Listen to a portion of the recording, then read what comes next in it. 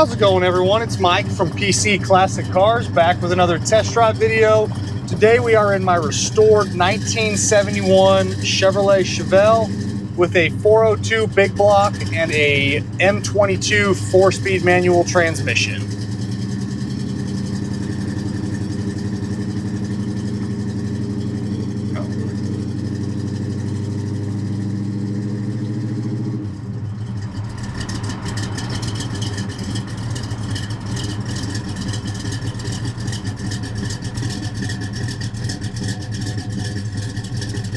All right, so again, we have a 1971 Chevrolet Chevelle.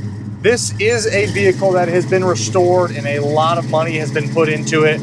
I am not the one that built this car, but I do have some paperwork and a good backstory on it that we'll dive into during the video here. Again, 71 Chevelle. The motor that's in it is a non-original 402, which is basically the exact same thing as the 396, just a little bit later of the production. They went to the 402. I believe it is a CTK or a CTX. I got to go back and look at the suffix code, but I do have it posted on my website, which tells you which exact block it is. Runs awesome. Motor makes great power. It is backed by the M22 4-speed. Shifts awesome. Clutch is great. The guy that I bought it from out of Connecticut actually had the transmission and the linkage completely gone through, and it shifts just absolutely awesome and very, very easy. This does have a 10-bolt rear end. It has a little bit of gear in it, but nothing that's crazy.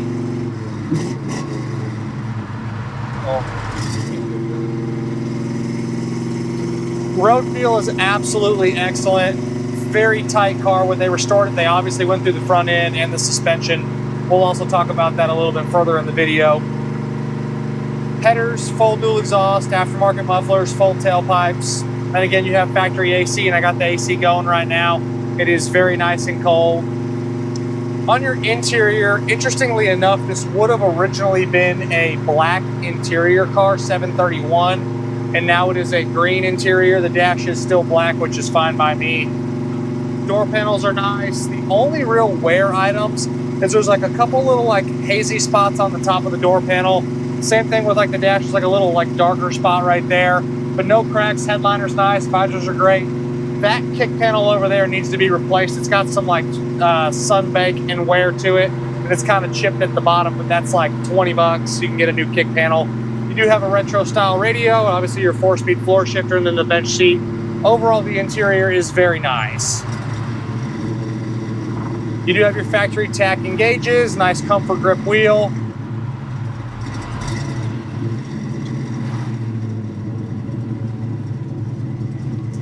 The items that I have listed as a no on this one is a short list. The horn doesn't do anything. The washer fluid sprayers do not spray any fluid. The wipers do work. And the reverse lights. So the three items, horn, reverse lights, and washer fluid sprayers are not working. Everything else is good. I will say the speedometer works, but anything past like 50 on the speedometer, it's a little bit inaccurate. When it says you're doing like 60 on the speedometer, I think it's about 8 or so off. But all of your exterior lights, all your interior lights, all that stuff's good. Temperatures come up good, fuel gauge is reading. Again, most importantly, this is a factory AC car, and the AC blows nice and cold. I have it on the lowest setting, and it's very comfortable, and it's 90 degrees here today. So we'll test out the big block again. It's a great running car mechanically. We'll get into here a little bit.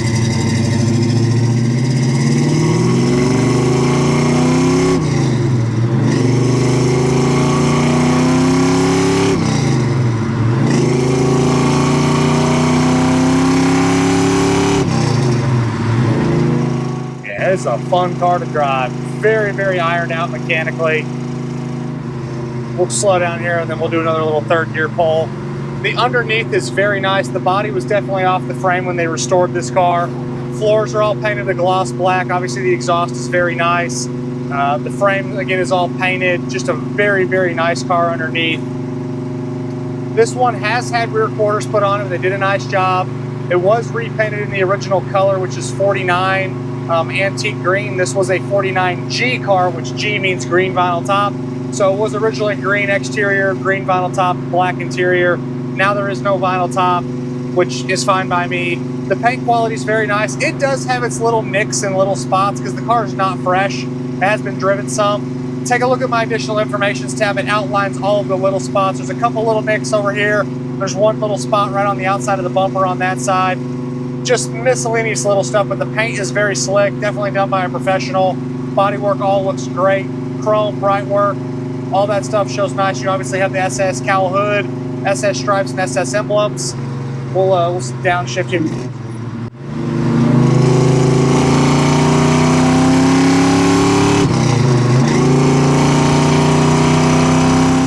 Sounds like half, maybe a little bit more than half throttle, and it pulls really well. Well sorted, well balanced motor, good power band all the way through. Downshift there for you. Tack's working. Just a nice car. Again, take a look at the additional information tab on my website, pcclassiccars.com. It's going to outline all of the little imperfections on the inside and the outside, but it's minimal little nitpicky stuff. This is a very, very nice car, and a lot of money was put into it for sure.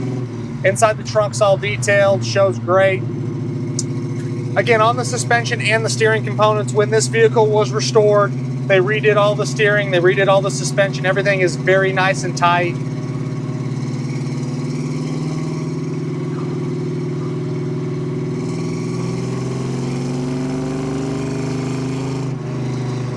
It's a lot of fun to drive. Windows all roll up and down like they should. Windshield is very nice.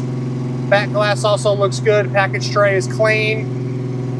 I like the fact that it still retains the factory gauges in this car. It all looks good. Heat and AC controls slide like they should. Glove box opens and closes properly. Again, you do have a retro style radio. It's got a USB connection underneath as well. Little ashtray door opens and closes as well. One thing I've actually had customers ask me about is how does it smell on the inside of the car? This one just smells like a standard classic car, no smoke smell. That's usually people are asking for if it smells like cigarettes or a cigar. This one does not. It just smells like kind of the vinyl material in here.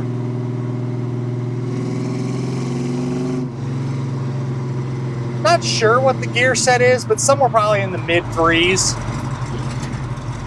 But a well-balanced car between motor, transmission, and rear end. It's a lot of fun to drive. Very, very comfortable car to also drive. You don't sit right up on the steering wheel.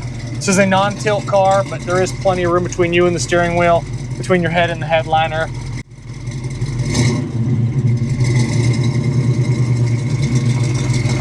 And the clutch does what it's supposed to do.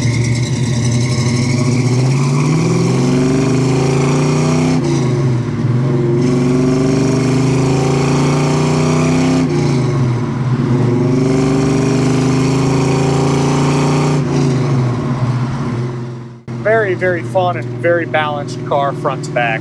Definitely an enjoyable Chevelle. Love that it's got AC. Love that it's a big block and a 4-speed. Like a lot of my videos, I always talk about swapping to a 5-speed. This car doesn't need it, but I think 5-speed would take it to the next level. EFI would also take it to the next level. Not that it's needed. It has a nice aluminum intake with a Holley 750 double pumper carb on it. Radiator keeps it nice and cool. Haven't had any overheating issues.